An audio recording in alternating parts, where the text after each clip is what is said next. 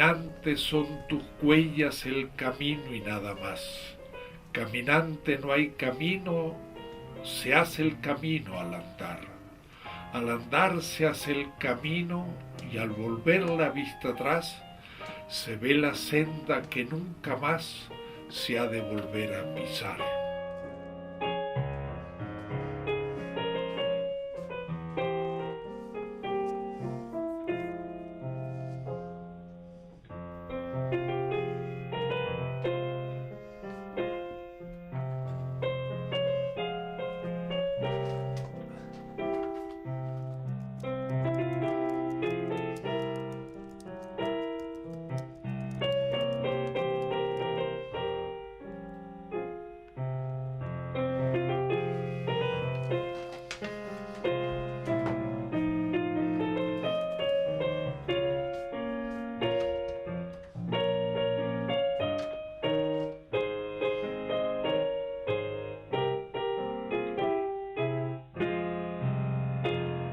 Intentaremos hacer una experiencia que es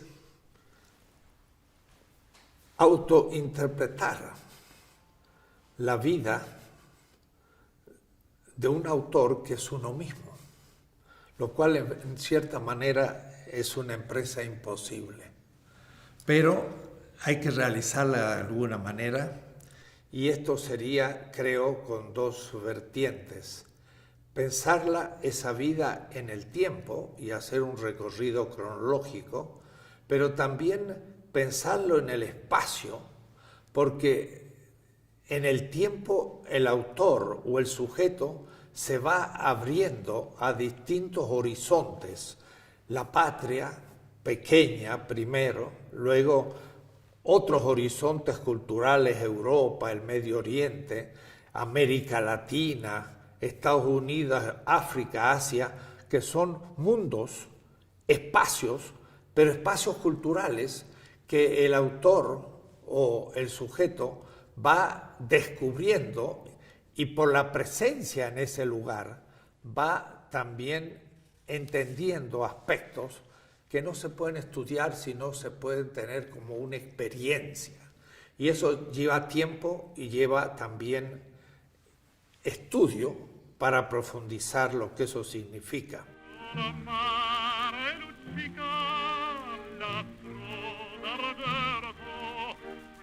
La vida de un autor, creo, comienza por la vida de su familia.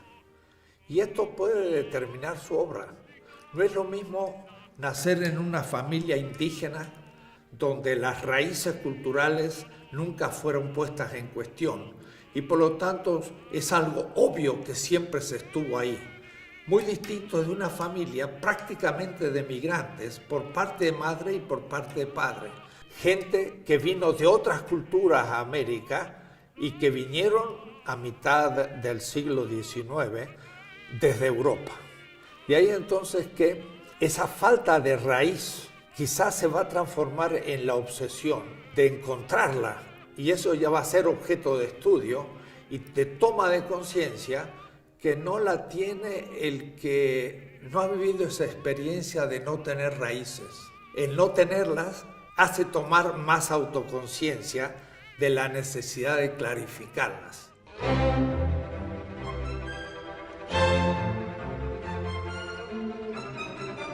La familia de mi padre era alemana. Johannes Caspar Dussel se llamaba mi bisabuelo. Nació en 1840 y murió en 1913. Nació en Schweinfurt, Baviera, y murió en Buenos Aires. Llegó a Buenos Aires allá por 1870. Fue el momento en que Bismarck luchó contra Baviera. Se ve que Johannes Caspar, mi bisabuelo, huyó de esa guerra, pero huyó además porque era un obrero, un miembro de la primera internacional socialista de Marx. Y en Buenos Aires, con otros amigos, fundó lo que se llamaba el Vorwärts, que era la vanguardia del Partido Socialista. Y él, como carpintero, hizo los muebles de la primera casa del pueblo de todo el continente, muebles que fueron quemados en 1945 cuando hubo un levantamiento contra Perón y se persiguió a la izquierda y ahí se quemó la sede del Partido Comunista en Buenos Aires. Él era pues entonces un luterano, a tal punto asumió la crítica del Capital que a su primer hijo, que era el tío abuelo, el onkel Carl, el tío Carlos, le puso ese nombre, Carlos, y a mi abuelo le puso el nombre de Heinrich, Enrique. Era Carlos Enrique Marx. Voy a decir que me llamo Enrique porque mi bisabuelo le puso a mi abuelo el nombre de Enrique, que era el segundo nombre de Marx.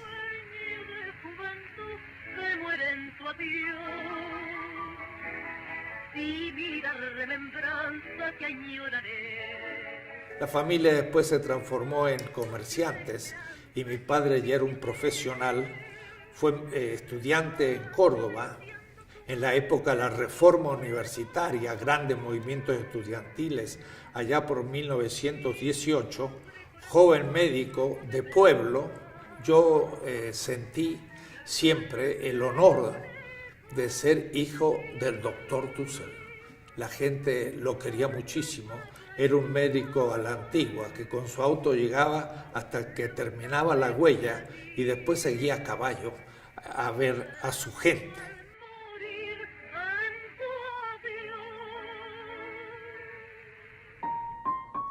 Mi madre, en cambio, fue de una familia italiana, del norte de Italia, más bien de comerciantes. Ella, pues, no era luterana, sino católica. Porteña, muchacha de la gran capital del puerto, estudió francés y era una gran pianista. Tocaba muy bien Chopin, pero también tocaba muy bien el tango. Y era una mujer muy simpática, pero a los 19 años se casa con mi padre y de la gran capital se va a un pueblito perdido que fue donde yo nací, que se llama La Paz. Este pueblo se llamaba Colocorto en la época colonial y producía trigo, pero el río Mendoza después se fue secando y por eso entonces que La Paz se transformaba lentamente en un desierto. Pueblito pequeño de 5.000 habitantes con calles de tierra, de a caballo, con olor a viñas, a vino, a frutas. Era una infancia totalmente en tierra adentro. Era una infancia feliz, diría yo, en contacto con el pueblo, con la gente más simple. Había indígenas, pueblo originario, lugar de gran temperatura en verano, 40 grados de calor, y bajo cero en invierno, un clima muy duro. Pero ese desierto me va a hacer entender cuando después esté en La Mancha, en España, y el desierto arábigo en el Medio Oriente. Van a ser desiertos que para mí van a tener una significación como originaria.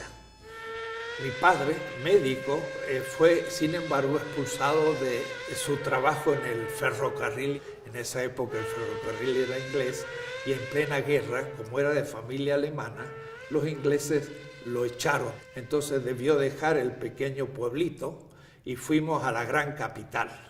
Yo diría que eso fue para mí el primer gran exilio. Fue un choque brutal, el ir desde un pueblito pequeño de a caballo a una gran ciudad llena de cemento.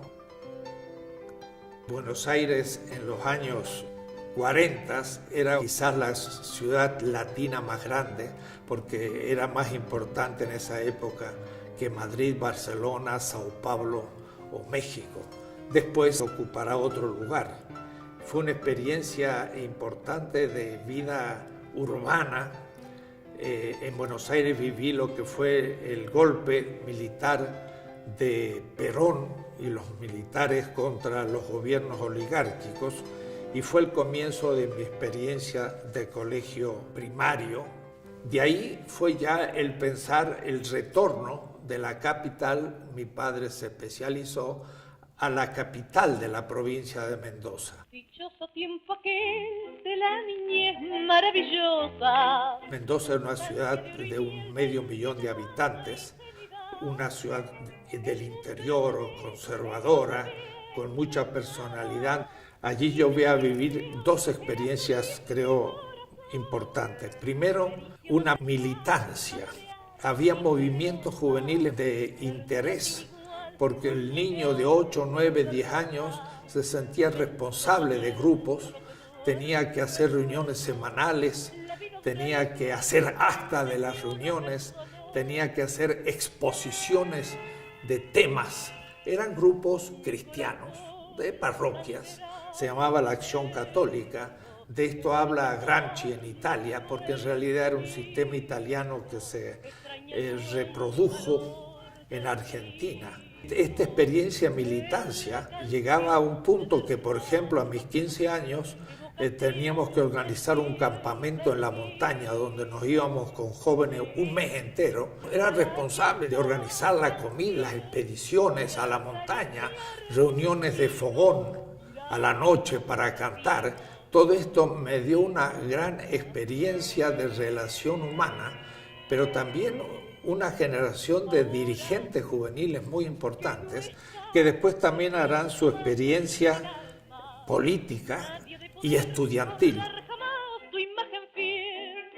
Yo fui presidente del Centro de Filosofía en la universidad, fundador de la Federación Universitaria de toda una región, y pues estuve aún preso en algún momento cuando se levantaron los estudiantes, en ese caso en contra de Perón. Esa experiencia me va a permitir después afrontar situaciones no ordinarias cuando me lance a hacer viajes por Europa y el Medio Oriente y otras partes. Venía de la experiencia que yo tenía de andinista, no alpinista, que me podía poner un mochila en el hombro y salir a caminar, poder dormir en una tienda en cualquier lado, y eso me va a dar muchas posibilidades en el futuro.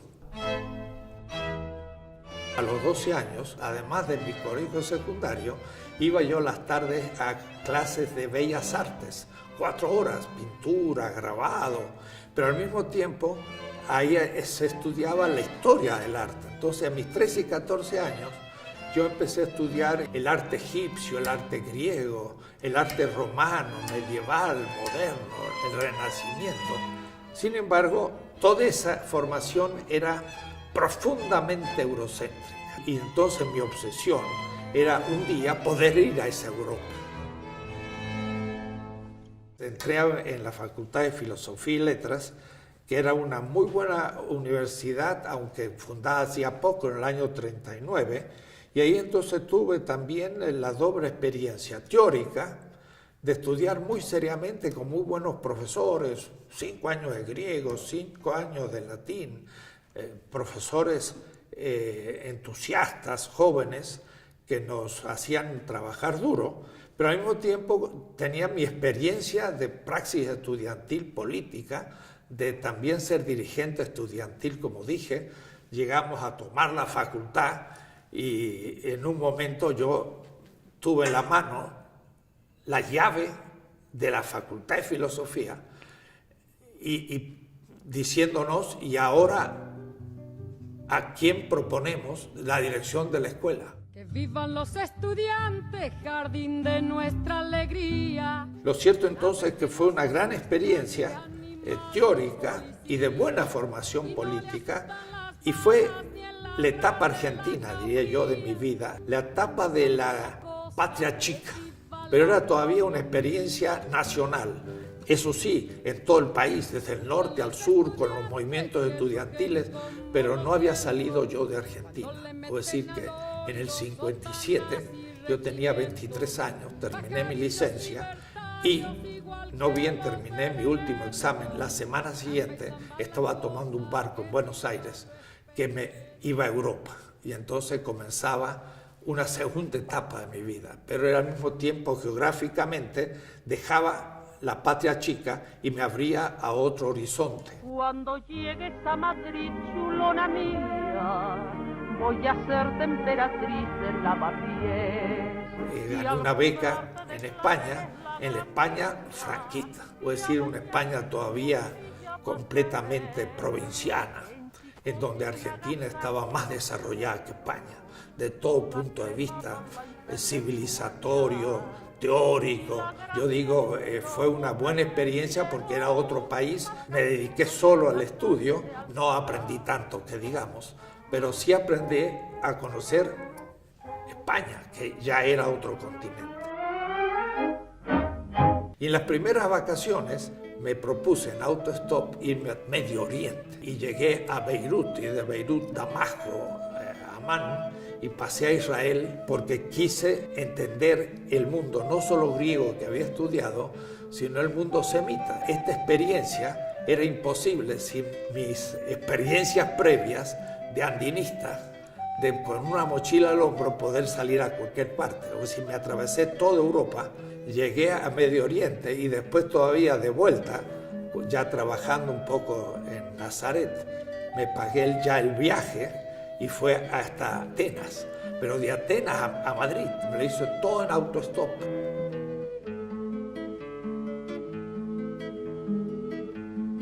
Esto me abrió un campo gigantesco de lenguas, de pueblos, de gente, de clases sociales y sobre todo siempre yo visualmente como un hombre de bellas artes, lo que más me impactaban eran las grandes obras arquitectónicas.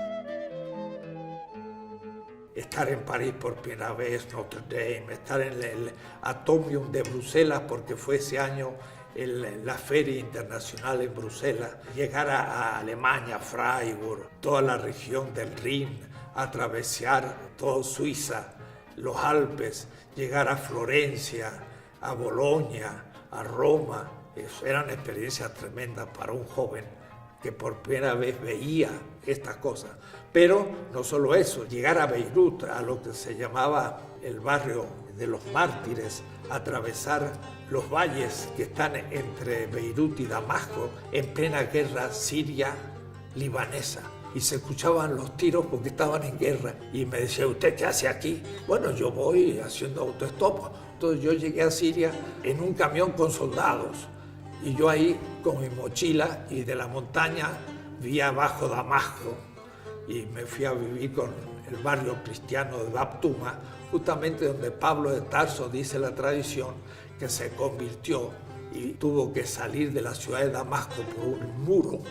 Y ese muro lo conservan los cristianos todavía, es como si lo estuviera viendo hoy.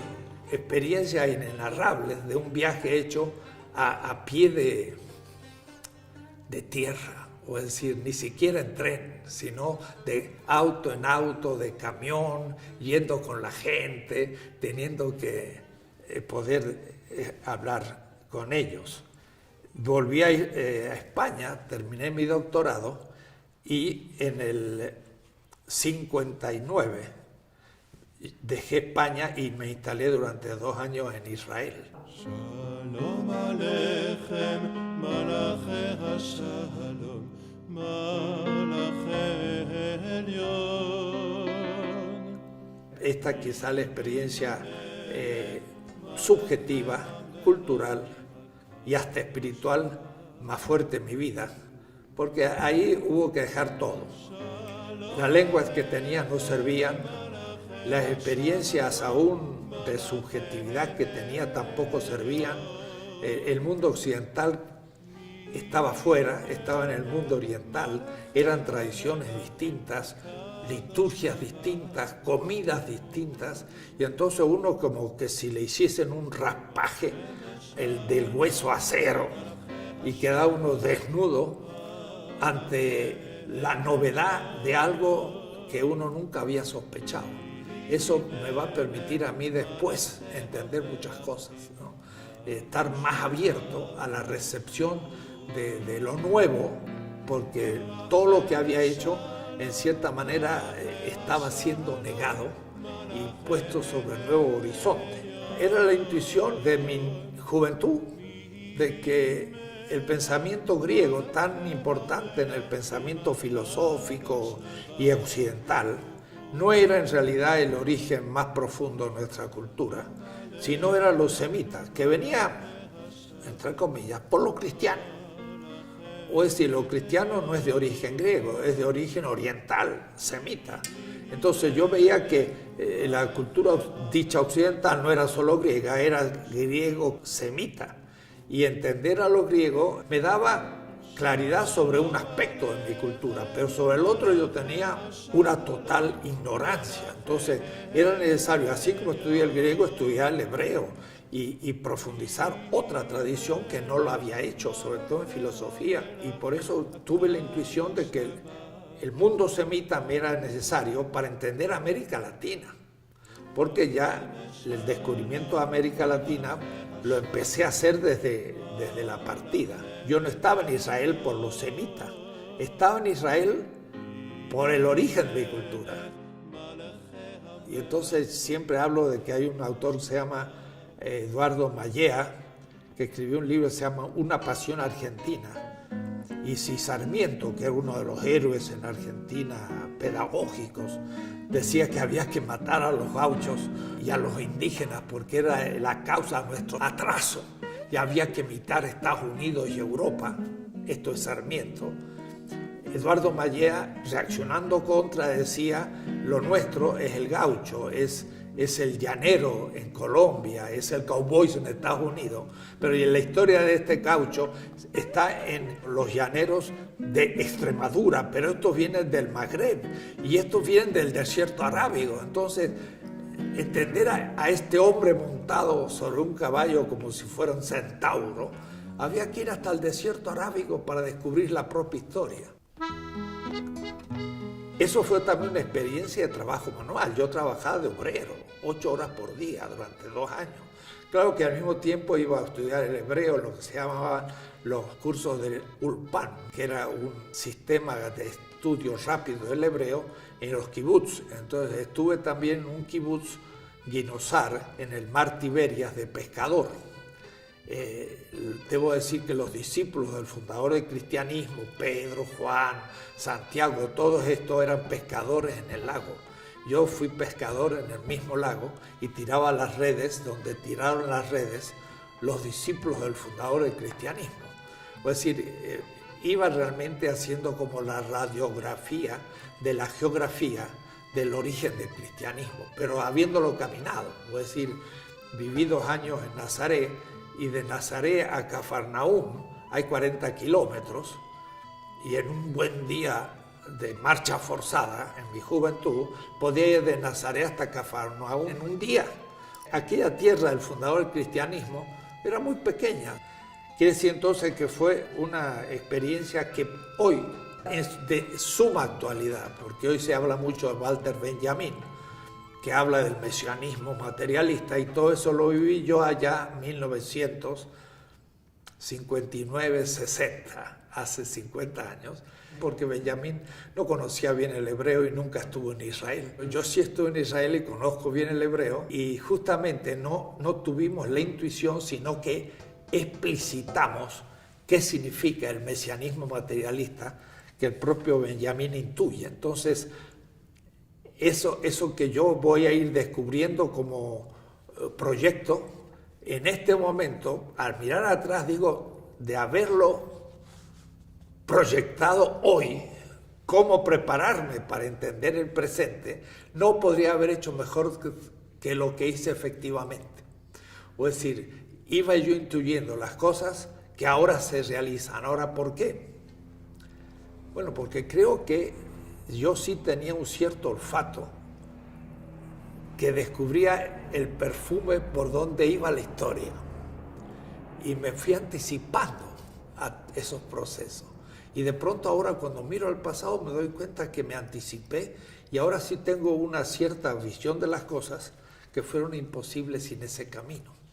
Lo cierto es que fueron 2 años extraordinarios en cuanto a experiencia humana, de conocer al mundo árabe palestino, de vivir en suma pobreza en una barraquita, en comer a veces con los mismos palestinos en grutas donde ellos vivían, que son el mismo lugar más o menos de hace 5.000 años.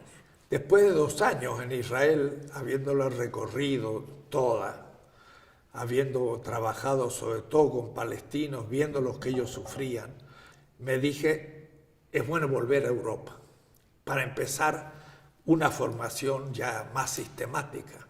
Y de ahí que volví a Europa, esta vez ya pudiéndome pagar mi pasaje en barco sin autostop, porque había trabajado y tenía un pequeño ahorro, de tal manera que salí de Tel Aviv y llegué a Marsella y me instalé en París.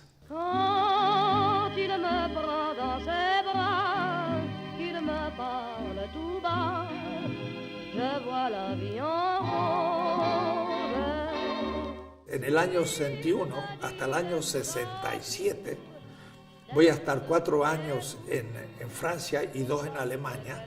En París llegué a la Sorbona, donde estaba Paul Ricoeur, un gran maestro, que ese año justo dio las clases sobre la simbólica del mal.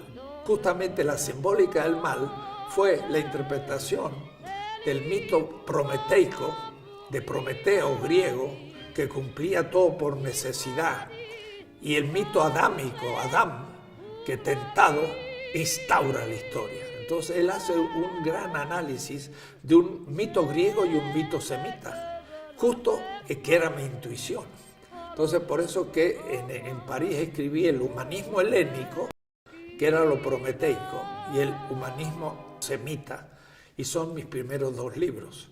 Pero también en París, que yo trabajaba de bibliotecario para poder sobrevivir, voy a después escribir el choque del pensamiento semita cristiano con el pensamiento helénico y qué va a pasar durante siglos que se van a ir combinando las 2 culturas. 2 culturas que en el siglo XV va a llegar a América con Colón, con Cortés o Pizarro, que va a ser una historia europea que va a chocar contra el indígena, que va a ser el extremo oriente del oriente, y entonces se va a ir completando mi visión de la historia, que al mismo tiempo lo estaba viviendo. Entonces fue una experiencia extraordinaria. El París de la época había muerto Merleau-Ponty hacía poco, vivía Sartre, uno podía hablar con él, era una gran efervescencia, había el gran diálogo entre marxistas y cristianos. Pero al mismo tiempo quise completar mis estudios y me inscribí e hice una licencia en teología, 8 semestres. Hice 6 en París y 2 en Alemania, en Münster. Entonces hice regularmente, además de mi licencia en filosofía, una en teología. Había hecho mi doctorado en Madrid en filosofía y en la Sorbona hizo un doctorado en historia.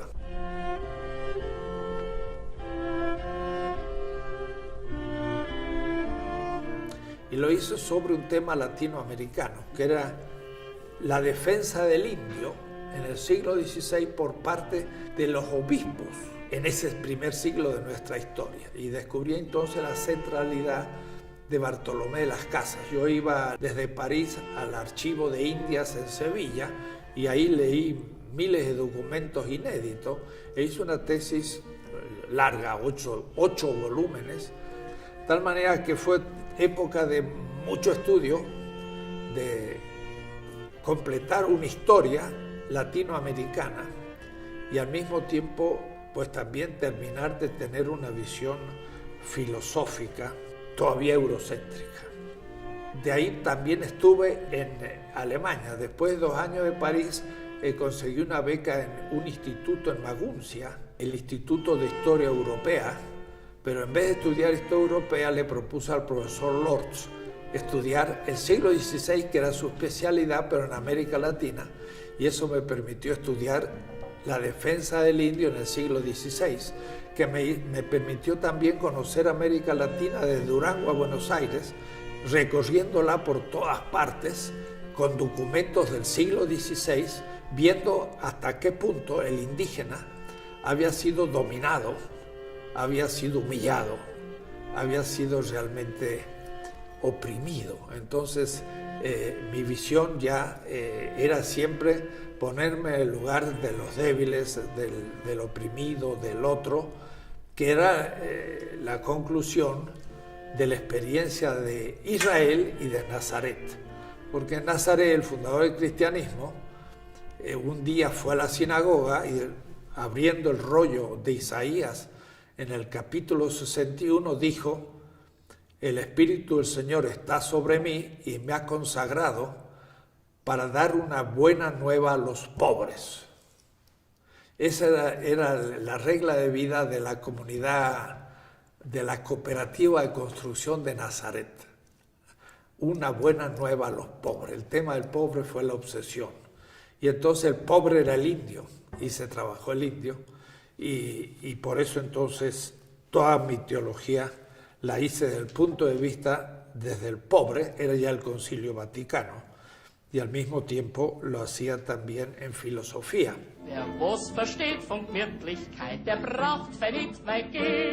En mis primeras andanzas en Alemania, en el año 63, en München, es que conocí a Johanna.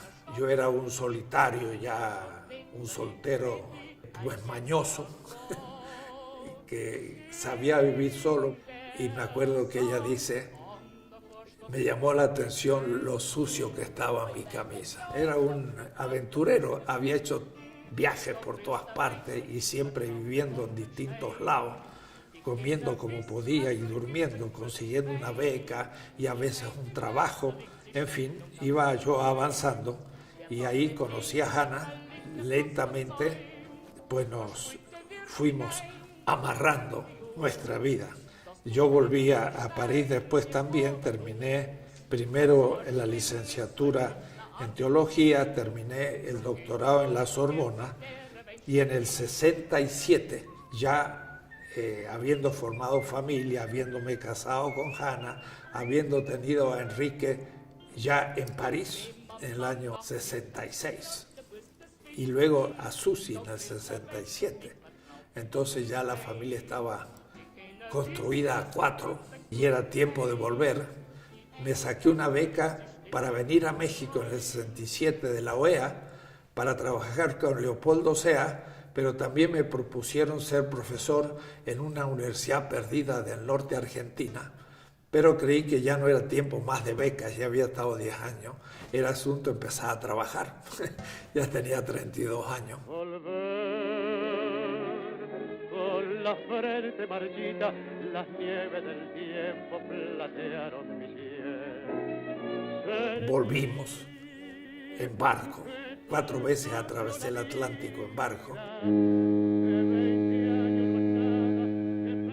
Volvimos a América y comenzó una etapa completamente distinta, que va a ser la experiencia de enseñar en América Latina toda esa formación que yo había recibido. Por ahora yo había acumulado, diría yo así, piedras o ladrillos, pero la casa estaba sin construir.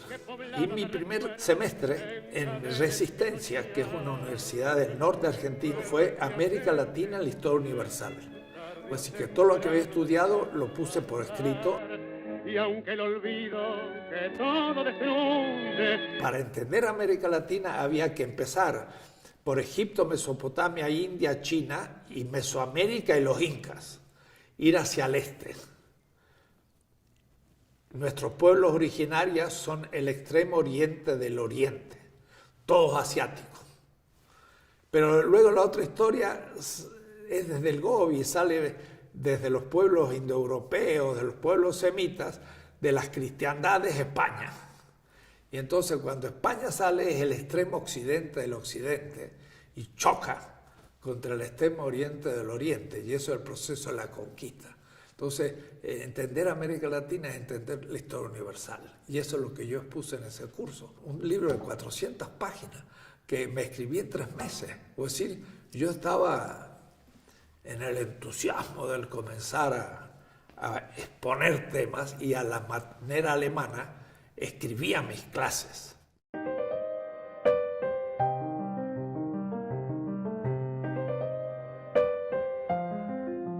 Pero no bien llegué, me llegó una carta de Quito de un periodista que era también director de un instituto que los obispos latinoamericanos habían organizado en Quito, que se llamaba Instituto Pastoral de América Latina, donde unos 200 sacerdotes, religiosas, laicos, gente militante, se reunían 4 meses para repensar su formación en vista de las novedades que había en América Latina.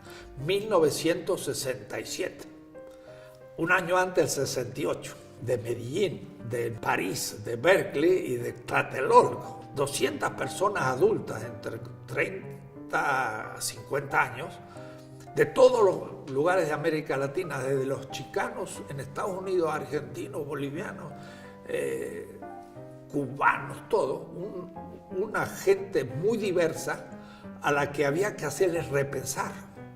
Y yo, 32 años, más jóvenes que ellos, era el responsable del curso de historia. Entonces le mandaba toda esta historia mundial, mostrándole el significado de América Latina. Era un golpe, yo sé, tremendo. A la gente les daba vuelta la cabeza, porque todos tenían una formación eurocéntrica y esto les permitía repensar todo.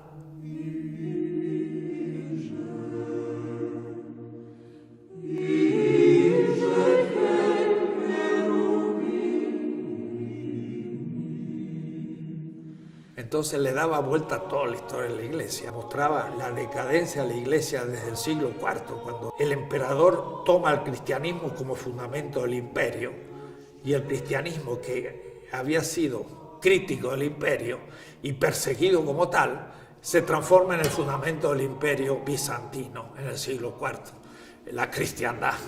Y esa cristiandad es la inversión del cristianismo, porque en vez de estar por los pobres, ahora justifica al imperio. Y eso es lo que nos llegó a América. No el cristianismo, sino la cristiandad.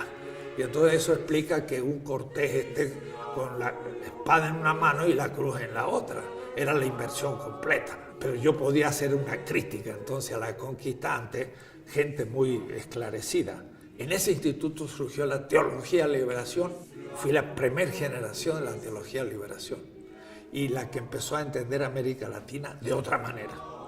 Ahí estuvo Ernesto Cardenal, ahí estuvo Monseñor Romero, que fue alumno nuestro. Yo fui maestro de Monseñor Romero, el mártir de El Salvador. Don Sergio Méndez Arceo asistía a esos cursos. En ese instituto estaba Gustavo Gutiérrez, Juan Luis II. Toda esta formación que había adquirido la podía ahora traer, pero al mismo tiempo había una contradicción entre lo que yo enseñaba en filosofía, que era eurocéntrico, y lo que estaba pasando en América Latina, que estaba bajo las dictaduras con grandes movimientos populares. Todos los alumnos me decían, ¿y qué tiene que ver lo que usted hace con la política? Y yo no veía. Y esto va a ser hasta el año 69-70. Levántate y mira la montaña. Por el IPLA tomo contacto con 200 estudiantes cada 6 meses. Estos me empiezan a invitar a todas partes. Me invitan a México, a Cuba, a Santo Domingo, Costa Rica, a Brasil, toda América Latina. De pronto, 4 o 5 años, yo habré hecho 100 viajes. Y entonces mi apertura a América Latina. Si la primera etapa fue Argentina, la segunda europea, Medio Oriente para formarme, ahora de pronto me abro a todo el continente americano, latinoamericano, y estoy presente desde el año 67 en adelante en todos los movimientos populares que están surgiendo en todas partes. Desde los latinos en Estados Unidos, que yo iba a San Antonio, a Los Ángeles, a New York y a Chicago y hablaban castellano. No sabía inglés, pero se podía hablar, hasta todos los demás países. Entonces tenía yo una experiencia de cómo iba subiendo la conciencia crítica revolucionaria. 67 es después de la muerte de Camilo Torres y la muerte de el Che Guevara. Y es una etapa de guerrillas en América Latina, de cristianos metidos en la guerrilla de los montoneros, de los guerrilleros heroicos en Bolivia, y toda esta gente eran alumnos nuestros, míos. Y yo enseñaba, pero al mismo tiempo aprendía. Y entonces iba surgiendo un pensamiento latinoamericano muy adecuado a lo concreto. Amén, amén. Esa infinitud de viajes por América Latina, en los más diversos e inimaginables auditorios, porque puede haber tenido un auditorio de 500 afros, negros. Por ejemplo, en la parroquia de San Miguelito, en Panamá, donde había una gran palapa enorme, que era como el templo, todo abierto, porque Panamá, y todos africanos, hablándoles de historia, ¿no? O lo mismo teniendo indígenas en Bolivia, o teniendo estudiantes aún en México, y en fin, auditorios los más extraños tenían estos años. Y al mismo tiempo yo era profesor, y me tenía que dar mis tiempitos para salir. Y en ese momento sí, era muy duro para la familia, porque yo salía.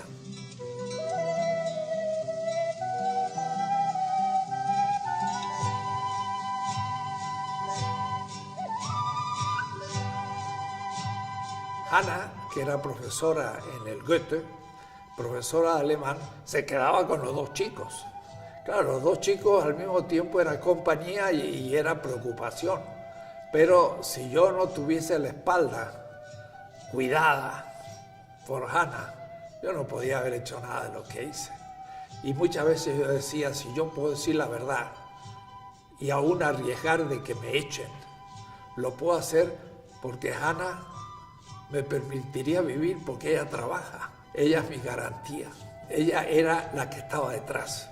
Y los niños iban educándose muy bien y muy bonitos. Y no notaban mucho la ausencia del padre, porque ella era la que estaba allí. Yo siempre digo, sin Hannah nada de esto hubiera sido posible. La familia funcionaba y realmente fue una época muy bella de estabilidad y de crecimiento. De sacrificio, porque salir no era cualquier cosa. Salir era dejar las clases, tener que reponerlas, tener que enfermarme por ahí. Cuando salía me agarraba una gripe.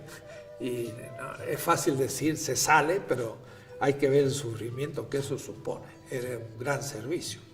Pues estos fueron años del año del retorno, del 67, hasta el 69, con esta experiencia latinoamericana en base sobre todo a la historia. Pero en el año 69 es que se produce la ruptura teórica, que logramos en un equipo, un grupo argentino, ligar la filosofía con nuestra realidad política, y este salto nos lo permite Emmanuel Levinas, que es un gran pensador francés que yo no conocí en París cuando estuve, pero que lo conocí después y me hice amigo y tengo sus cartas y le iba a visitar su casa. Levinas es un judío justamente, entonces todo mi pensamiento judío o hebreo o semita me permite entender a Levinas. Y Levinas en el fondo lo que habla es que dado un sistema siempre hay un otro, y ese otro es un pobre, es la viuda, es el huérfano, es el oprimido. Y entonces nos permite pensar la realidad política desde los oprimidos, y ahora sí podemos empezar a hacer la crítica filosófica de la experiencia que estamos viviendo.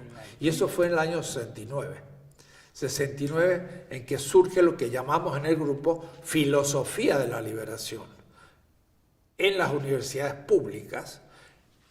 Claro que tomaba como modelo lo que ya había surgido el año anterior, que era la teología de la liberación, en la que yo también estaba metido por mis estudios y por mi experiencia. Entonces, en la metodología de una teología crítica me permitió entender una filosofía crítica, pero estrictamente filosófica, aunque algunos van a decir que es una especie de teología traducida. No, se ha podido demostrar lo contrario. Hermano, dame tu mano, vamos juntos a buscar una cosa pequeñita que se llama libertad. Y ahí entonces entroncamos con la Revolución Cubana del 59 y ya en el 68 con Berkeley, con París, con Tlatelolco. En Argentina está el Cordobazo, los estudiantes y obreros toman la ciudad de Córdoba, cae Onganía, plena dictadura, movimientos sociales, y entonces surge un pensamiento filosófico crítico articulado, no solo en Argentina, sino en todo el continente, a estos movimientos políticos. Y eso va a terminar el 2 de octubre de 1973, en que un grupo de extrema derecha me pone en mi casa una bomba, un atentado de bomba, y tira todos mis libros a la calle, y empieza una persecución horrible de la derecha contra la izquierda en Argentina, en plena dictadura. Pero ya el pensamiento de filosofía y liberación ha cobrado notoriedad, y el hecho de ponerle una bomba a uno de los cultores supone que a alguien molestaba. Cuando me pusieron la bomba y vi aquello, dije, al menos los que pusieron la bomba entendieron lo que estamos diciendo. Primero. Y segundo, me acuerdo, el Enrique vino con su osito blanco, él tenía 7 años, por ahí, eran las 2 de la mañana, y me dice, papá, ¿qué pasó? Y se veía un boquete de la pared, y él salía de la cama, ¿no? ¿Qué pasó? Y yo, la verdad que estaba muy tranquilo, porque no me interesaba la bomba, me interesaba qué hubieran podido poner para después acusarme que era un guerrillero, que tenía armas, panfletos y todo. Entonces, la bomba era lo de menos, la cuestión era lo demás, lo otro que podrían haber hecho, que después por suerte no hubo nada. Yo siempre le dije a mi hijo, mira, pues, ¿te acuerdas de lo que le hicieron a Jesús? Pues esto mucho menos. Entonces, él me vio tan tranquilo y me vio explicando las cosas así, que se fue a dormir y se durmió tranquilo y no tuvo ningún trauma sobre la bomba. Mi hija, la Susi, le cayeron hasta unos vidrios de la ventana sobre su cunita, esa ni se despertó. Sueño pesado. Entonces tampoco le influyó. Así que ellos no vivieron una experiencia psicológica de algo tan brutal como que me pusieron una bomba. Tuvimos que salir de la casa durante un tiempo porque podría haber cosas peores, en fin. Lo cierto es que fue todo el enunciado de lo que se va a llamar filosofía de liberación. Esos 5 años, del 70 al 75, yo voy a publicar cada año uno de los tomos de Para una ética de la liberación latinoamericana. Por el pájaro enjaulado, por el pez en la pecera, por mi amigo que está preso, que es mi primera obra, escrita en el contexto de una represión feroz de los grandes movimientos populares contra la dictadura.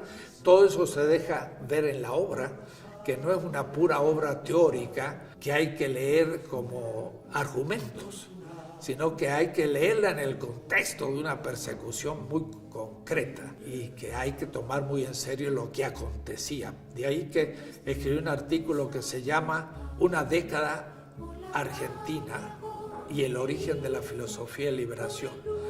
De 1966 al 76 describí qué iba pasando mes por mes políticamente y cómo se iba expresando teóricamente. Ese artículo es fundamental para entender, porque nuestros estudiantes estudian los autores europeos y cuando se vuelven a los nuestros, si es que se vuelven alguna vez, leen eso como una obra teórica, argumentativa, y no se dan cuenta que no es eso, es la interpretación de aconteceres bien concretos que si no se los estudia, no se entiende lo que está hablando. Entonces fue una etapa creativa, fue una ruptura epistemológica completa, fue el surgimiento de un pensamiento latinoamericano a partir de nuestra experiencia, como un movimiento perseguido en todo el país después por los militares. Es decir, que fue el primer movimiento filosófico original en el continente perseguido por ser crítico. Y no ha habido otro más importante ni otro después. Fueron más de 15 profesores expulsados de todas las universidades y en algunos hasta murieron, como Mauricio López. Por los hijos que te matan, yo te nombro libertad. La filosofía latinoamericana en general es comentario a los autores europeos. Entonces uno pregunta a un filósofo, ¿y tú qué haces? Yo soy kantiano, yo soy hegeliano, yo soy marxista, yo soy psicoanalista, yo soy pensador existencial. O decir, sucursaleros, dice un autor. En mi país, qué tristeza, la pobreza y el rencor. La filosofía de liberación es ya una invención latinoamericana. ¿En qué consiste? Primero, que hay que pensar la propia realidad. La filosofía piensa lo real, y eso ya es el primer capítulo. La realidad es sociohistórico-política concreta, latinoamericana. Entonces ya no es Europa, sino somos nosotros. El punto de partida es, hay un mundo en el que yo vivo, eso es Heidegger, y lo explica muy bien en la gran obra Ser y Tiempo. Soy en el mundo. Ahora Levinas da un paso más. Dice, yo soy en el mundo, pero en el mundo en que soy siempre hay un oprimido. Siempre hay un otro que no es respetado. Por eso Hammurabi, el semita, hace 3700 años, rey de Babilonia, dijo, he hecho justicia con la viuda, el huérfano y el pobre y el extranjero. Eso es un derecho muy especial, porque no hace justicia con la mujer, sino con la viuda, que es la del otro. No hace justicia con el hijo, sino con el hijo del otro, que es huérfano. No hace justicia con el rico, está fácil, sino con el pobre, que nadie defiende. No hace justicia con el conciudadano, sino con el extranjero. Puede decir, es una justicia crítica que toma en serio el derecho del otro. Entonces, ante cualquier realidad concreta latinoamericana, o donde sea, uno no se pregunta solo qué es lo que da sentido al mundo, sino quién es el oprimido en este mundo. Y eso lo decía Hermann Cohen, el fundador de la escuela de Marburg. Dice, el método consiste en situarse en el lugar del pobre y desde ahí hacer el diagnóstico de la patología del Estado. Y yo llego a México y digo, vamos a ver, ¿quiénes son los pobres? Son los indígenas, son las mujeres dominadas por el machismo, son los marginales, son los obreros que no tienen trabajo. Y esos son los negativos, son los otros. Desde ahí voy a hacer un estudio de México. No voy a decirte de su gloria, sino de su negatividad. Eso es filosofía de liberación hecho sistemático. Entonces, yo, por ejemplo, agarro y tomo en el 72, la sociedad es machista. ¿Quién es el oprimido en el machismo? La mujer. Canta mi pueblo una canción de paz. Parménides, el griego, dice, el ser es, el no ser no es. No dice eso, dice, el ser es griego. Lo no griego no es, son los bárbaros. Entonces dice Freud, la sexualidad es por naturaleza masculina y la mujer es objeto sexual. Esa es la definición del machismo. La sexualidad es por naturaleza masculina. El que no es masculino, no es. Es objeto, no sujeto. Y eso es todo el psicoanálisis, eso es un machismo terapéutico, ¿no? Entonces, yo puedo tomar a Freud en la erótica y mostrar que el otro es la mujer.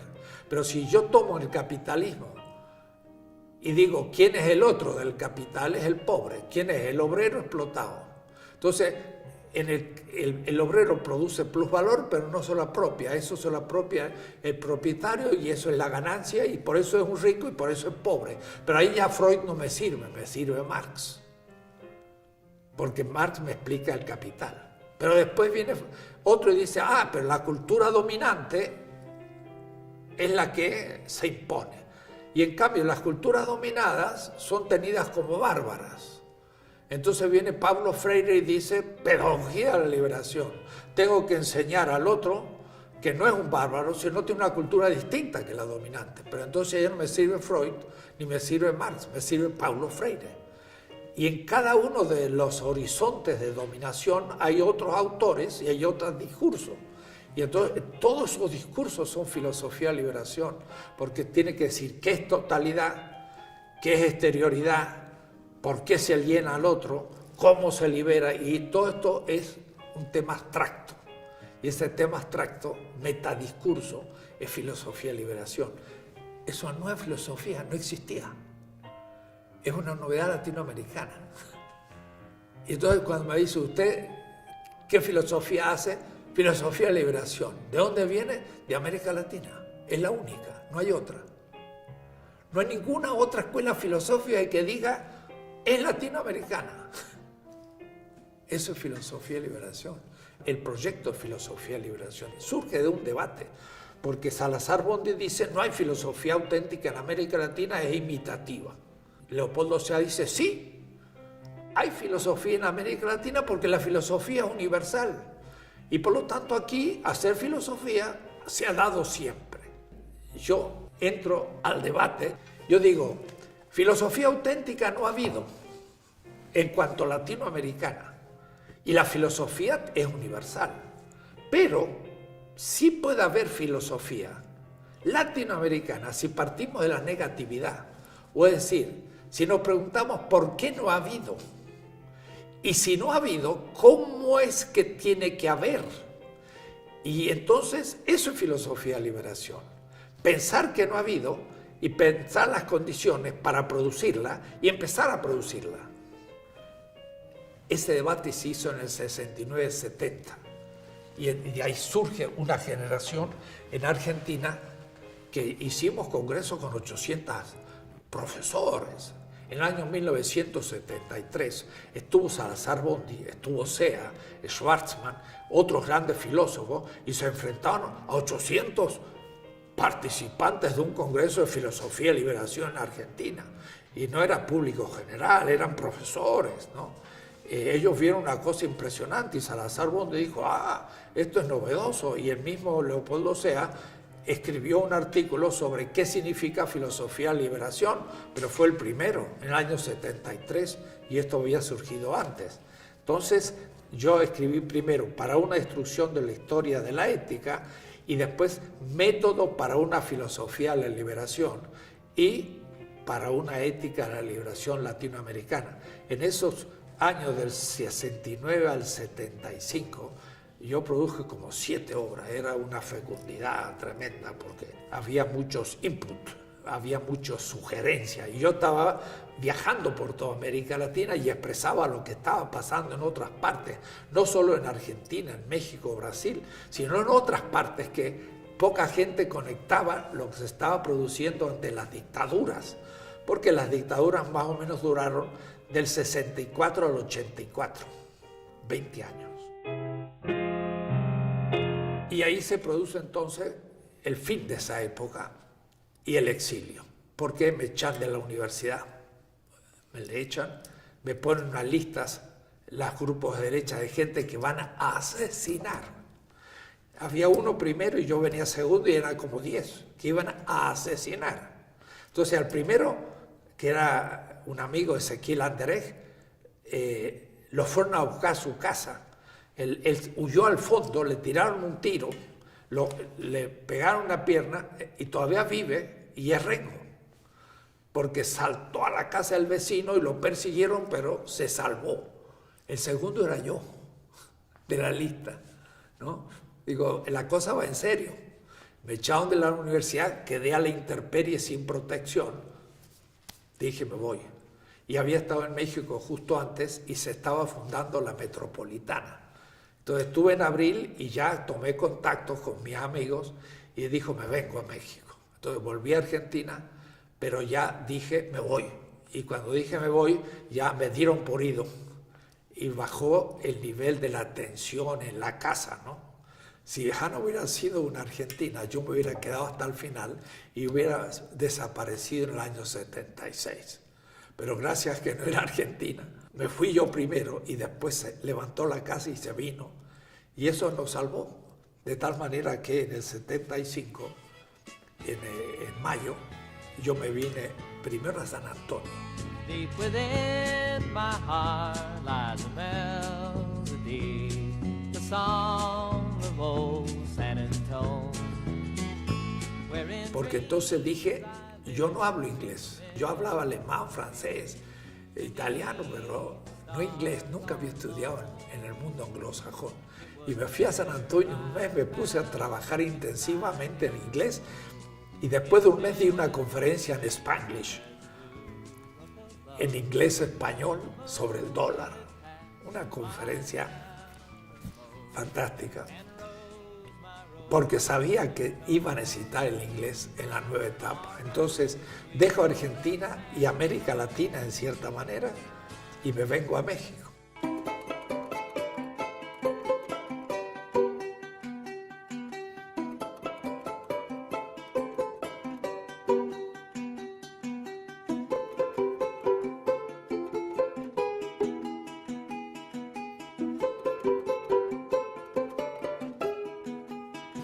Me integro a la Metropolitana en el 75, unos meses después de creada.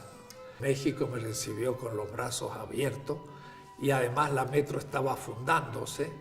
Claro que yo no entré a filosofía, tuve que pagar mi derecho de piso, yo entré a diseño en Azcapotzalco.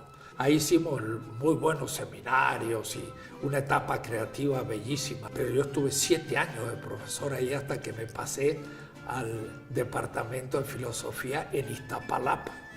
Entonces también fue un derecho de piso, como Aristóteles, que salió de Atenas y se tuvo que ir a Asos ahí a enseñar a un grupo de gente exilado de Atenas, porque Espeusipo fue nombrado el director de la Academia de Platón y Aristóteles, como era provinciano, lo tiraron para afuera, ¿no? Entonces yo también sufrí un poco, pero me fue muy útil y pienso en mi estética de la liberación, poder escribir la experiencia de Azcapotzalco.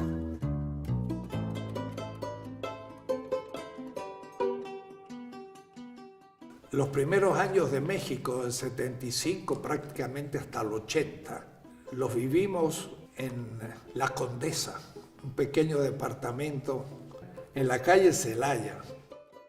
Y claro, los fines de semana o las vacaciones nos servían a la familia para salir al interior del país, ir conociendo el Taxco y conociendo Puebla y conociendo regiones, pero además también para descansar.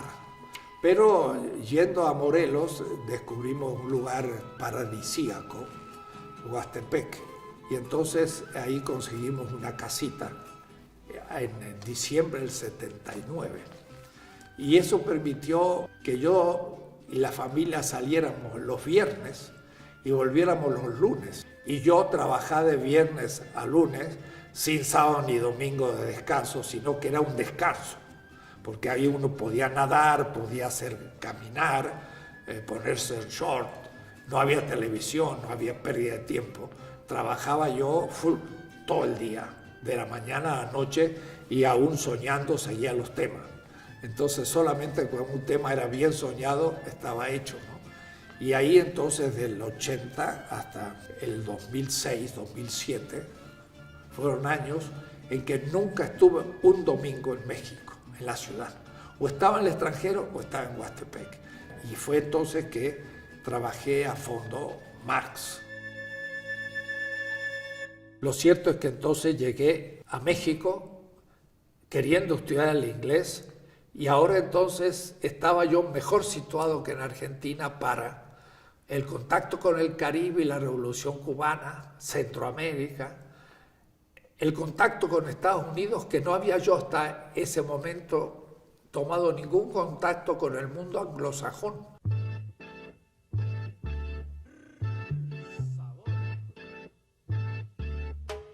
Estados Unidos lo había recorrido por todas partes, pero en español.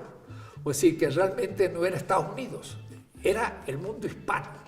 Ahora, lo extraordinario es que yo podía tener un público de 100 personas en Nueva York o Chicago hablando español, ignorando el inglés. Pero ahora era necesario empezar a hablar a los anglos. Y apenas llegué a México, estando en Lovaina, con François Outard, que es un gran personaje, ideamos de organizar un gran diálogo entre africanos, asiáticos y latinoamericanos. A los 3 meses de estar en México, que se llamó ITWOT. Era la Asociación de Teólogos del Tercer Mundo.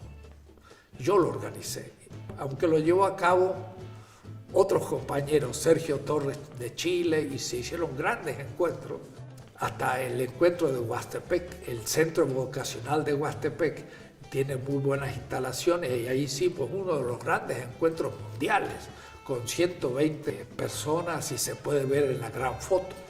Esto me permitió en el año 76, por ejemplo, ir al primer gran encuentro en Tanzania, en Dar es Salaam.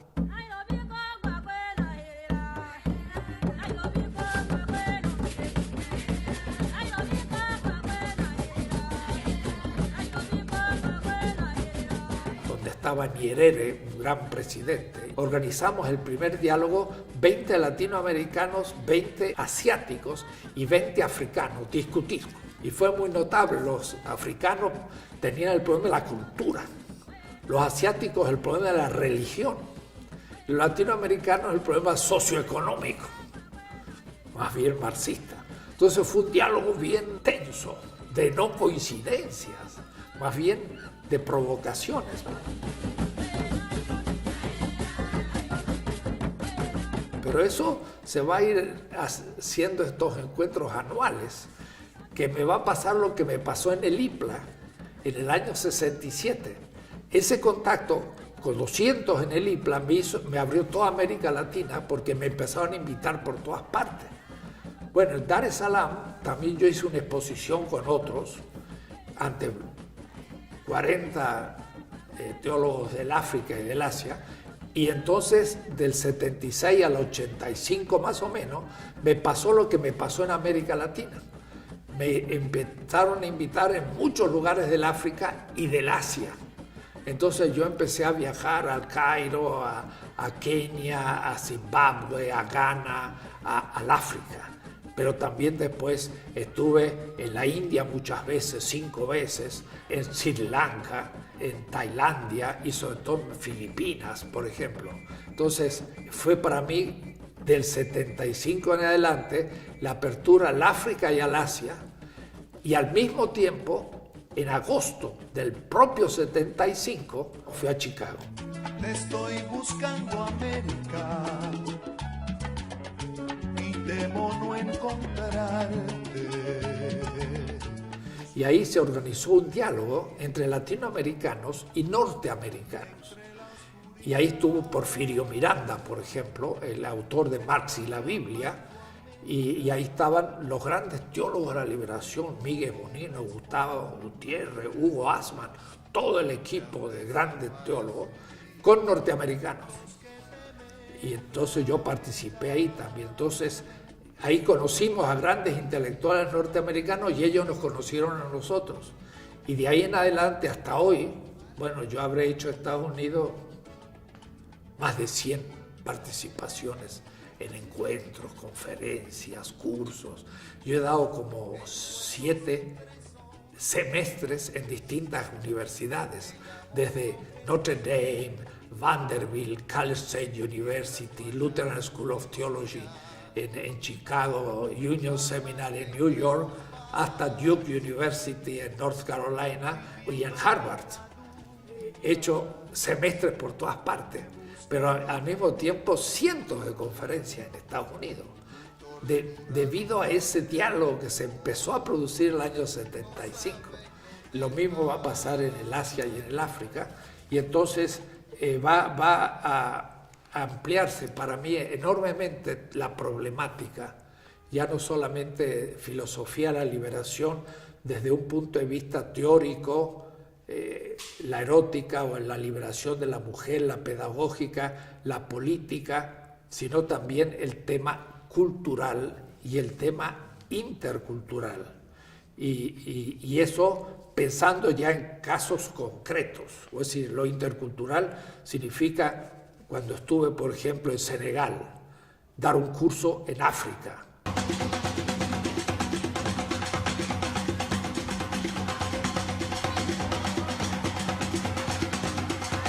¿Cómo se expresa la filosofía y la cultura africana? Es imposible sin lo que ellos llaman los espíritus, y los espíritus de la familia. La gran categoría africana es la comunidad, pero la comunidad inhabitada por un espíritu, que es algo así como lo que Hegel llamaría el Volksgeist, el espíritu del pueblo, ¿no? Es una categoría ontológico, cultural, religiosa. Entonces, entender el África hay que verlo ahí, en contacto con la gente.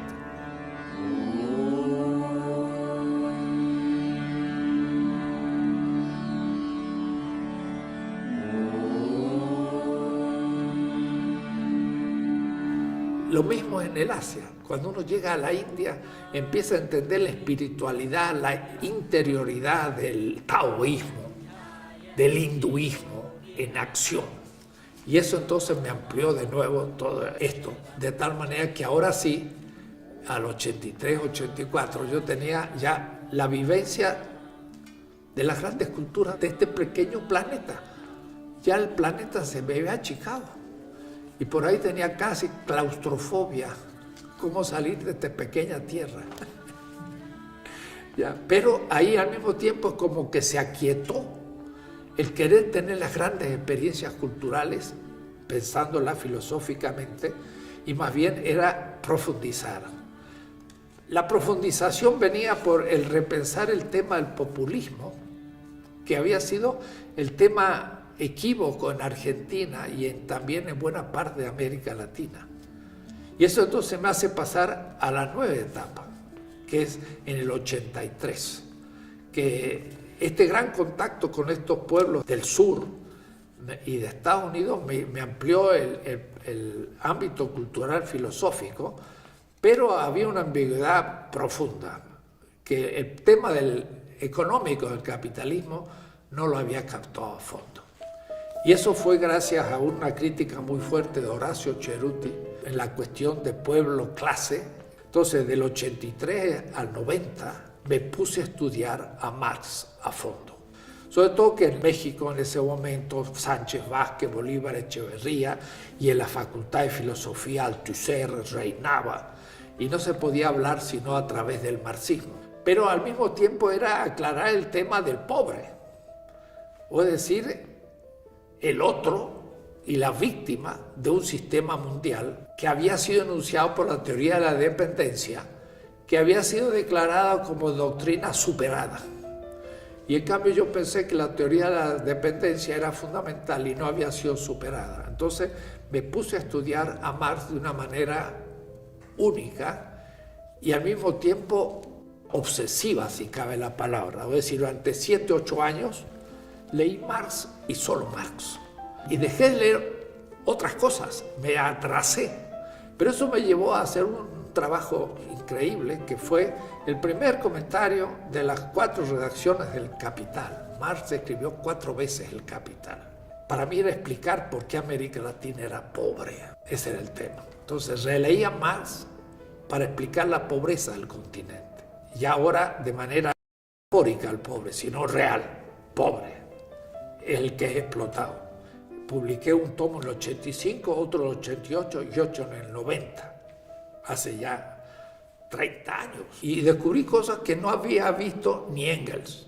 Y cuando lo dije en el Marxista-Leninista de Berlín, en el año 84, que estuve allá en la DDR, en la Alexanderplatz, me dijeron, bueno, nosotros editamos Marx, pero todavía tenemos que estudiarlo.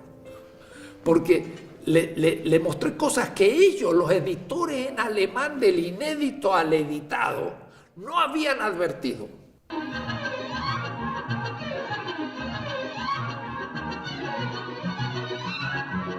cosas muy precisas, que cuando Marx dice, en el plus tiempo, el plus trabajo, no se produce valor, sino se crea valor desde la nada. Entonces Marx está usando un concepto semita, la creación de la nada, en la economía y en el punto central del tema del plusvalor, que es la esencia del pensamiento marxista. Digo, este es un tema semita, no es griego ni es moderno, es semita. ¿Qué me dice? Creación de la nada. Lo leen. Ahora lo dije en la Sorbona, ante los profesores marxistas actuales. Silencio completo. Y claro, yo lo escribía en alemán, porque él dice, el trabajo vivo de lebendige Arbeit ist die schöpferische Quelle des Wertes aus nichts. Es la fuente creadora del valor desde la nada. Él nos dice que se produce plusvalor, dice que se crea. Y como crea desde un salario no pagado, es desde la nada. Entonces está usando una expresión teológica, creación de la nada. Da la casualidad que justo yo termino prácticamente el comentario de las 3 redacciones del Capital y luego un libro que a mí me ha gustado mucho y que hace poco, por ejemplo, lo exponía en Suiza, en Neuchâtel, que le llamé Las metáforas teológicas de Marx. Marx era asistente de Bruno Bauer, que era teólogo en Bonn. Si no lo hubieran echado a Bruno Bauer de Bonn, Marx hubiera sido asistente de un profesor de teología, hubiera sido teólogo. Pero como lo echaron a Bruno Bauer, él perdió la posibilidad de ser profesor universitario y la verdad fue un desocupado toda su vida, una vida muy dura. Y de ahí entonces que se dedicó a la economía. Pero tenía infinita cantidad de metáforas y tengo una tesis de un joven doctor en Alemania, en Berlín, que se denomina el uso que Marx hace de la Biblia en su obra. Y es notable, no hay casi un capítulo de todos los libros de la Biblia al cual Marx no se haya referido de alguna manera u otra en sus cartas o en sus obras. Son miles de referencias. Tenía una gran formación bíblica, él mismo de familia judía. Marx Leví, su abuelo era el rabino de Trier y su tío, el segundo, Heinrich, era el rabino de Trier y también por su madre eran rabinos de Holanda, así que era una familia hebrea fuerte. Entonces yo escribí ese libro, se llama Las metáforas teológicas de Marx.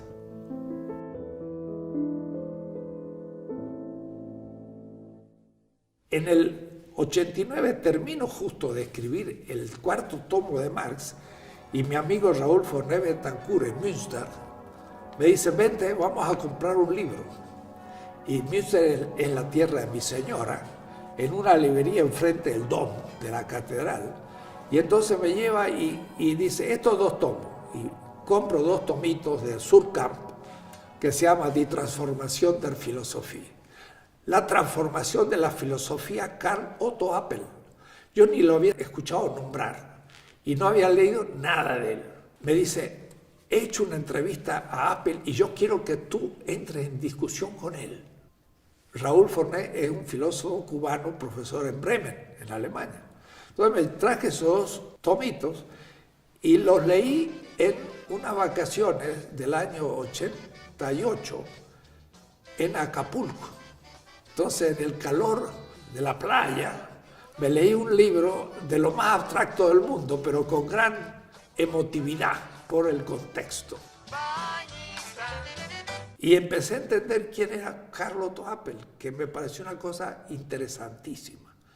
Y en el año 89 se hizo el primer encuentro en Freiburg, y fue eso una cosa única en mi vida. Es decir, nunca tuve un examen de ese nivel, examen. O sea, el alumno cuando un examen lo hace temblando y pensando que hay el examen, si no lo apruebo. Pues ese es como yo estaba ahí.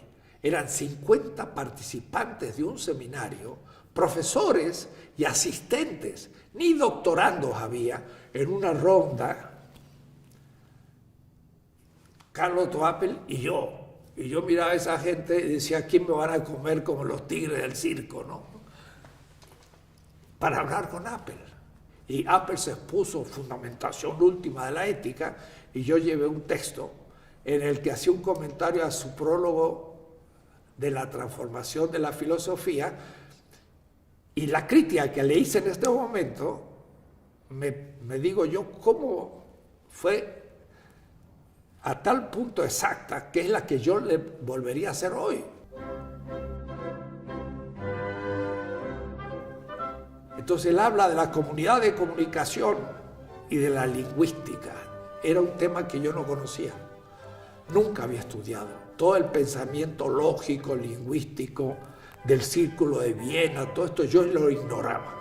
Y Apel me metió, pero no solamente me metió en el tema, sino que como en un largo túnel, yo veía del otro lado la salida, es decir, la lucecita en el fondo del túnel. Entonces no me metí en un túnel oscuro en el que yo me perdería, sino que metiéndome en el túnel sabía por dónde iba a salir. Entonces fue una cosa extraordinaria, porque él explica el pensamiento analítico, lógico, lingüístico, pero le hace la crítica, y la crítica es extraordinaria.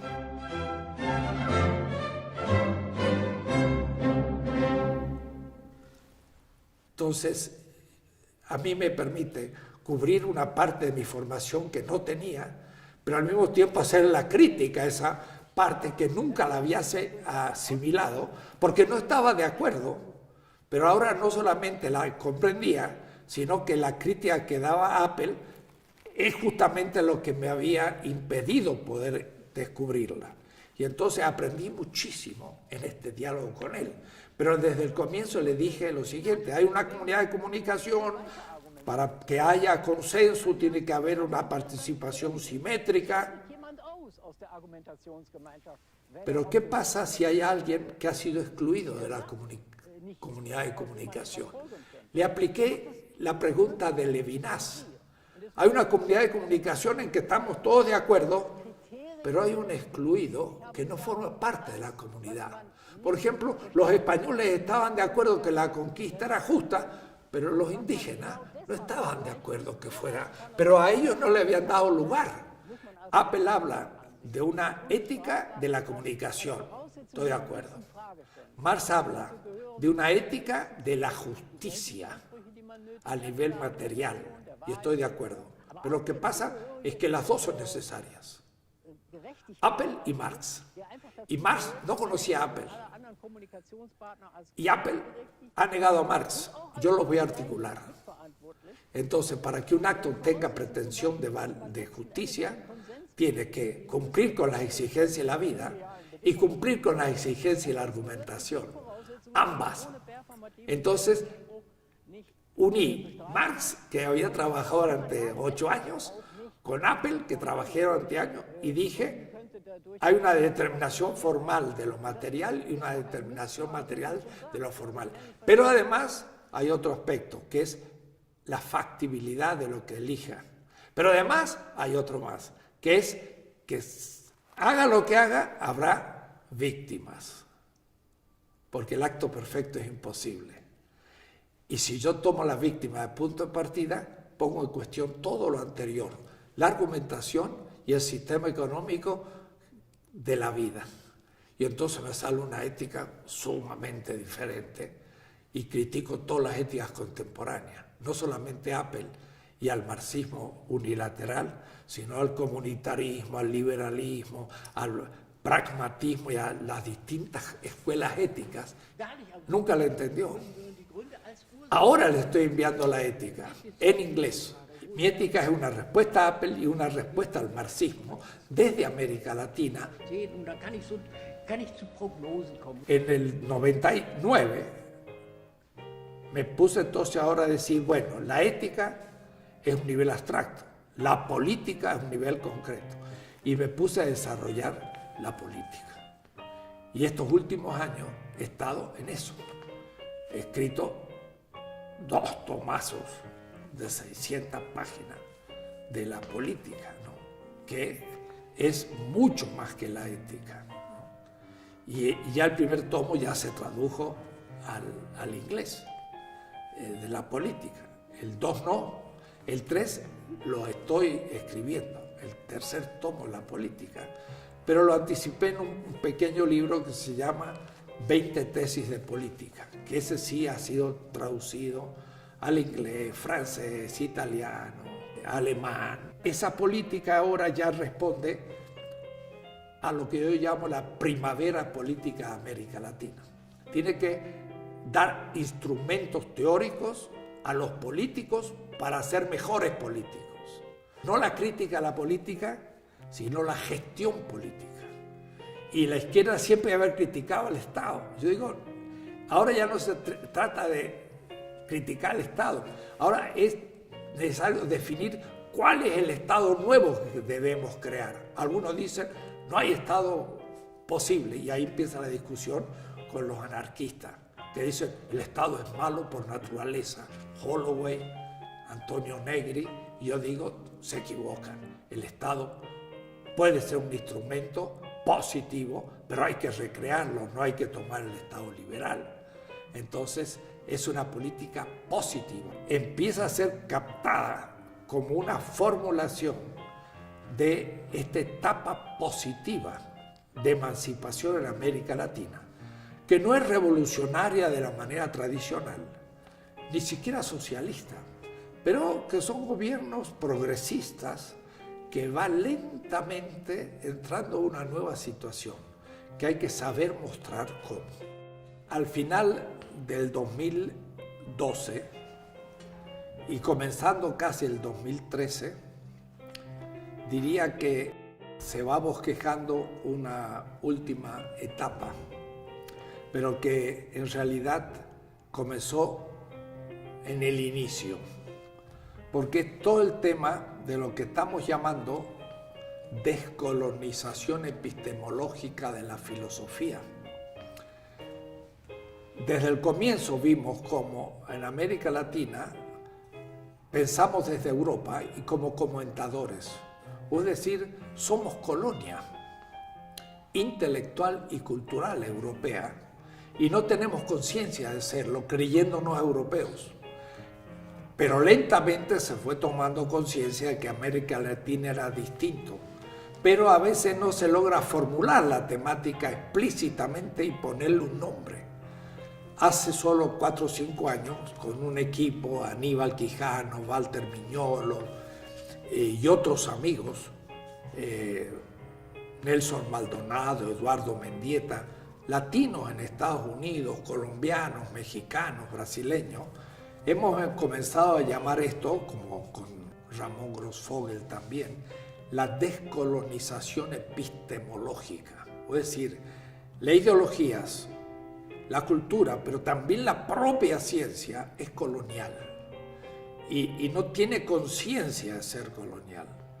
Descolonizarse es justamente liberar a la ciencia de manera que el que piensa desde el lugar de la enunciación propio, que ya no debe ser una colonia que subrepticiamente se piensa metrópoli, sino tomar el horizonte del mundo, donde el centro y la periferia son parte, y donde empezamos a dejar de ser colonia para transformarnos en miembros iguales de un mundo que ya se está construyendo ante nuestros ojos. Hace 10 años todavía hablábamos centro y periferia. Se empieza a hacer cada vez más difícil. Cuando una China, la India, la propia Rusia, el Brasil comienzan a ser parte plena del centro, pero ya no es más centro. Es un mundo multipolar, donde también Europa está en crisis. Y Estados Unidos tiene sí una hegemonía militar, pero ha dejado de tener una hegemonía ideológica y cultural, y hasta económica, porque vemos que la China crece y también otros horizontes. Quiere decir que el mundo está creciendo multipolarmente.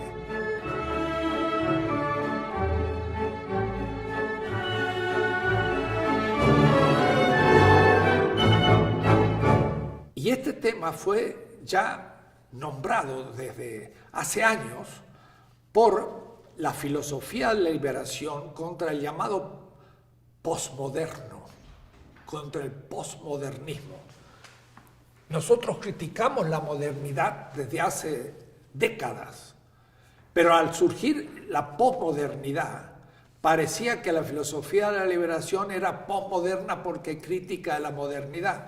Pero descubrimos muy rápido que Lyotard, Rorty y Bátimo son todavía eurocéntricos, son metropolitanos y por lo tanto son lo que yo llamaría la última etapa crítica de la modernidad misma.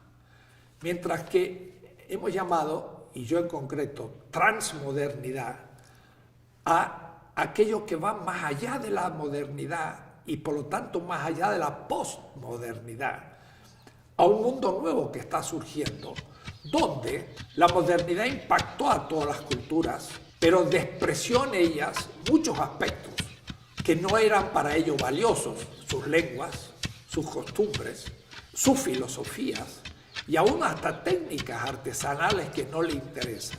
Y ahora en cambio los chinos, los hindúes, el África Bantú, América Latina, el mundo musulmán, árabe, empieza a descubrir los valores de eso que la modernidad despreció. Y a partir de la toma de conciencia, de hacer la historia de esa exterioridad a la modernidad, se está produciendo un desarrollo, no desde el centro moderno, sino desde esos polos exteriores a la modernidad. Es decir, la China está creciendo no como pura imitación de Occidente, sino a partir de tradiciones propias que toman de la modernidad en parte, pero por otra parte son neoconfucianos, por ejemplo.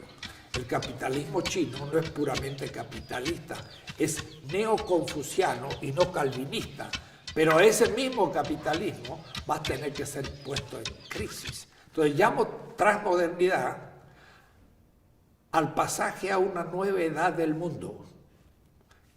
La modernidad empezó con el descubrimiento del Atlántico en el 1492 y está terminando. Estamos ante una nueva edad del mundo donde ahora esos que eran coloniales van a ser iguales. Y esas filosofías que eran comentarios de la filosofía moderna, volviendo a sus tradiciones, va a surgir por primera vez una filosofía mundial. Hasta ahora la filosofía llamada mundial es solamente europea. Es Kant, Hegel, Nietzsche, Heidegger, Habermas y lo demás es comentario. No, ahora empiezan a surgir filosofías propias de ese mundo excluido que ya dialogan con la modernidad, pero cuyas raíces no son modernas, son anteriores a la modernidad, simultáneas a la modernidad y con capacidad de ir más allá de la modernidad. Eso es lo que llamaría yo descolonización epistemológica. Es necesario pensar desde otro horizonte mundial. Y de hecho, este año, en agosto, hemos organizado la primera reunión que se llama Diálogo Interfilosófico Sur-Sur. Quiere decir que estamos ya comenzando ese diálogo en la idea de una filosofía mundial que no necesite ser imitadora ni de la filosofía griega, pero ni siquiera de la china o la hindú. La filosofía como amor a la sabiduría. Y la sabiduría como un saber ordinar el sentido de la existencia. Eso lo puede hacer un chamán de una tribu. Y entonces, filosofía es el amor que tiene ese chamán a saber ordenar la vida de los miembros de su comunidad, acerca de la vida, la muerte, el matrimonio, el bien, el mal, y eso lo puede tener un chamán de una comunidad esquimal o tupi guaraní en el Brasil. Y ese concepto de filosofía sería mundial. Y acabamos de publicar en un libro grande de 1100 páginas, 2 columnas, el pensamiento filosófico latinoamericano, latino y del Caribe, 1300-2000. Es la primera vez que se publica una visión de conjunto de la filosofía latinoamericana. Hace 2 años. ¿Cómo es posible? Porque justamente estamos en la toma de conciencia de una historia que fue negada, pero que ahora cobra conciencia de su valor y debe reconstruir sus raíces para dialogar con el pensamiento islámico, chino, hindú, bantú, europeo, norteamericano. Y eso es lo que se proyecta para los próximos decenios. Cuando alguien dice, yo soy un sabio, compañero, eres un ignorante que cree que sabe. Porque el sabio, cuando descubre uno, son 10 nuevas preguntas. Y cuando descubre 10, son 100 nuevas preguntas. Y cuando descubre 100, son 10.000 nuevas preguntas. Entonces, cuando alguien es más sabio, como Einstein, es el más humilde que sabe mucho más que nadie todo lo que ignora. Entonces se vuelve más humilde, más servicial, más compasivo, más sabio. ¿Por qué yo existo? ¿Lo he merecido? Y entonces ante el universo y mi vida yo digo, gracias, me permitieron ser. Me aconteció cuando tenía mi etapa mística de 15 o 16 años que me dije una vez, ¿y por qué yo no soy Dios? Me dio rabia, como una rabia infinita. Y de pronto me vino como una gran paz. Dice, no soy Dios, pero soy. ¡Wow! ¡Qué bueno! Y me dio una gran alegría. Soy. Pudo nacer. Mi padre tenía millones de esperma y solo uno acertó. Y soy yo, lo otro pobre esperma. Fueron posibilidades. Soy. Gracias. ¿A quién? A quien sea.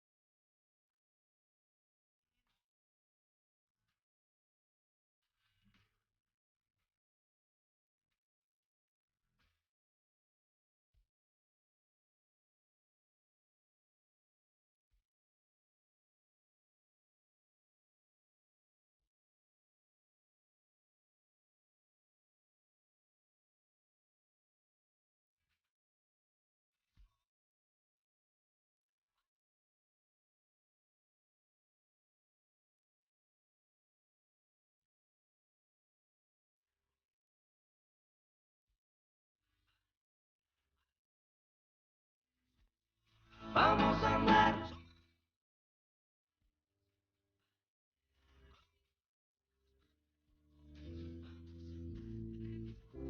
Yo siempre digo que es como presagios. 1936, tendría yo 2 años, un sombrero, un chupón, una valijita en la mano y un triciclo.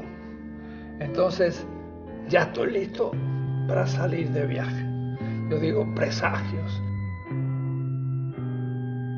No sabía el niño tan chiquito que iba a tener un largo camino.